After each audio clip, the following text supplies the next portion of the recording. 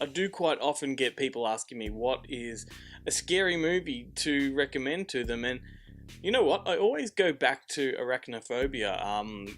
Whether or not they have kids or they're just adults looking for something scary, Arachnophobia is one of those movies that you can go back to all the time, and it scares the living shit out of you. And what the film does really well is it preys on, you know, our deepest fears, and you know, and humans for some reason are terrified of spiders, and it takes it blends a Hitchcockian and Spielbergian approach, and it really goes for the jugular, but it does so in a really almost family friendly way.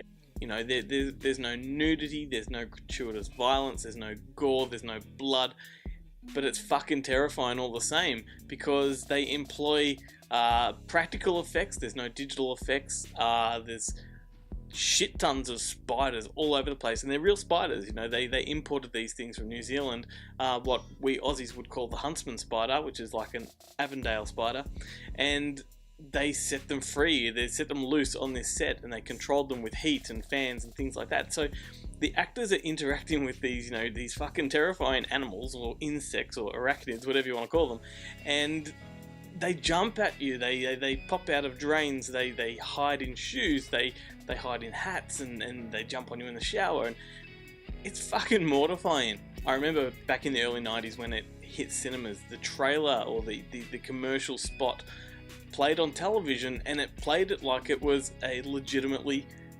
terrifying horror film, you know, like a hard-edged horror film. And I remember the image of, you know, I think it was Jeff Daniels or one of the characters flying or sort of falling down the staircase and through the floor, and just the trailer alone terrified me, and I really didn't want to go and see this film, but at the same time I did.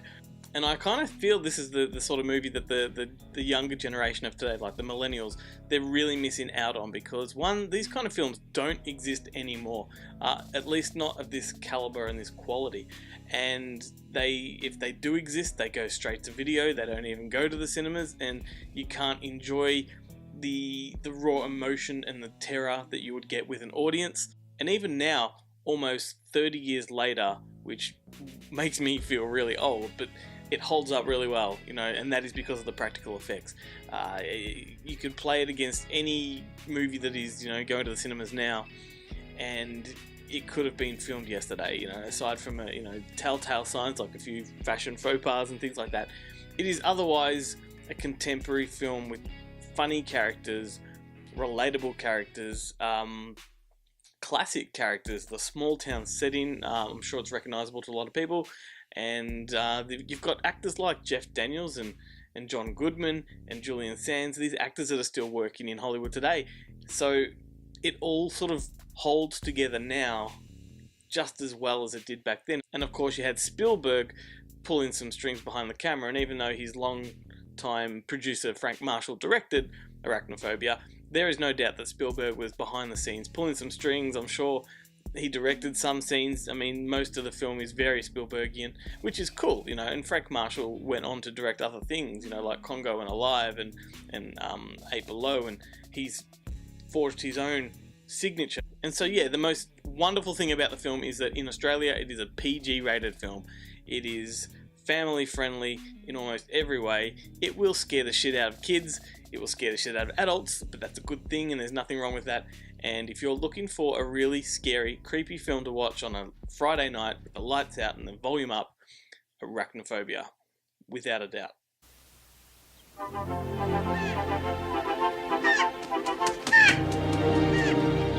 The Jennings family has just moved to the small town of Canaima. Oh, Ross, smell that air. Oh, God. In search of a simpler life.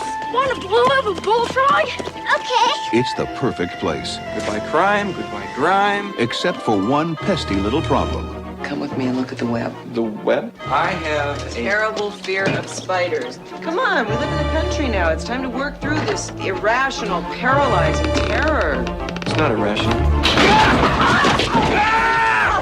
Hollywood Pictures and Amblin Entertainment present Jeff Daniels. Honey, we're in the living room. We need you to kill a spider. And John Goodman. Dover McClintock, Infestation Management. I thought it's just a spider. Would anybody object if I tore this floor out? I would. False alarm, then lead on. There's no spider here. Every so often in a little town somewhere, there is a health scare. There's a rumor going around that some kind of spider might have killed Sam Metcalf. Doubtful. Spiders make convenient culprits. There's no spider here. I think one of your Venezuelan spiders hitched a ride here. There may be some spiders around here that are very dangerous. Dad, chill out. Just run. They spread out from a central nest in a web-like pattern and dominate the entire area. When that happens, this town is dead. Better uncork my private stock. Rock and roll!